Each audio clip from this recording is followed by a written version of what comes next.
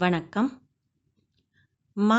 செந்தமிழன் அவர்கள் எழுதிய நமனை அஞ்சோம் எனும் நூலில் இருந்து இன்றைய செம்மை மொழி.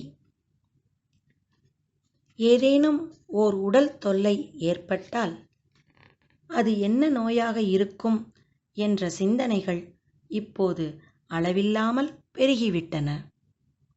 உடலின் இயக்கத்தில் தலையிட்டே தீர வேண்டும் என்ற அகந்தையும் அச்சமும் இப்போது பெருகிவிட்டது. உண்மையில் நம்மால் உடலின் செயல்பாடுகளில் தலையிட முடியாது. நாம் எதைச் செய்தாலும் உடல் தனக்குத் தேவையானவற்றை செய்து கொண்டேதான் இருக்கும். உங்கள் முயற்சிகள், மருந்துகள், அறுவை சிகிச்சைகள் எல்லாம் தற்காலிக பலன்களை மட்டுமே தரும். நிரந்தரமாக உடலின் இயக்கத்தை மாற்றும் வல்லமை எந்த மனிதருக்கும் இல்லை, எந்த மருந்துக்கும் இல்லை. ஒருவேளை உடலின் செயல்பாடுகளில் இடையறாது குறுக்கிட்டுக் கொண்டே இருந்தால் உடல் தனது எல்லா பணிகளையும் நிறுத்திவிட்டு மரணத்திற்கான பயணத்தை துவங்கிவிடும்.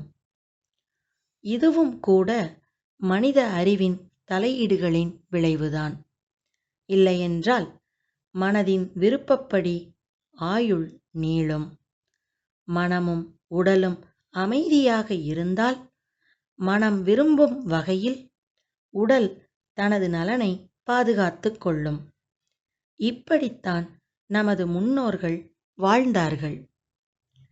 இப்போது ஆயுள் நீளத்தின் சராசரியாக 65 வயதை குறிப்பிடுகிறார்கள்.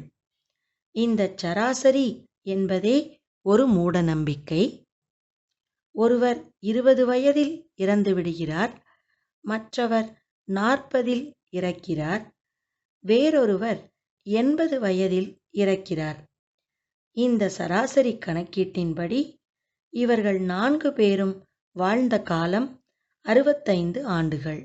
அதாவது 20 வயதுக்காரர் மேலும் 45 ஆண்டுகள் வாழ்ந்துவிட்டார். 80 வயதுக்காரர் 15 ஆண்டுகளுக்கு முன்பே இறந்து போய்விட்டார் என்று அர்த்தம். உண்மையில் 100 ஆண்டுகளுக்கு முன்பு வாழ்ந்த நமது முன்னோர் குறித்த முறையான புள்ளிவிவரக் கணக்குகள் எடுக்கப்படவில்லை. ஆங்கிலேயர்கள் ஆட்சிக் காலத்தில் கிராம மக்களே அதிக எண்ணிக்கையில் வாழ்ந்தனர்.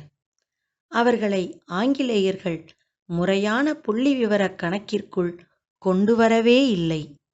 அலோபதி மருத்துவ முறை பரவலான பின்னர்தான் ஆயுள் சராசரி கணக்குகள் வெளியிடப்படுகின்றன.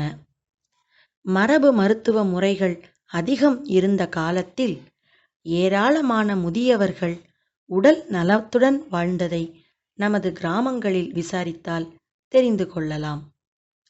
அப்போதெல்லாம் அலோபதி முறை இல்லாத காரணத்தினாலேயே உடலைப் பற்றிய அறியாமையுடன் மனிதர்கள் வாழ்ந்தார்கள். இதனாலேயே அவர்களுக்கு ஆயுள் கூடியது. நன்றி.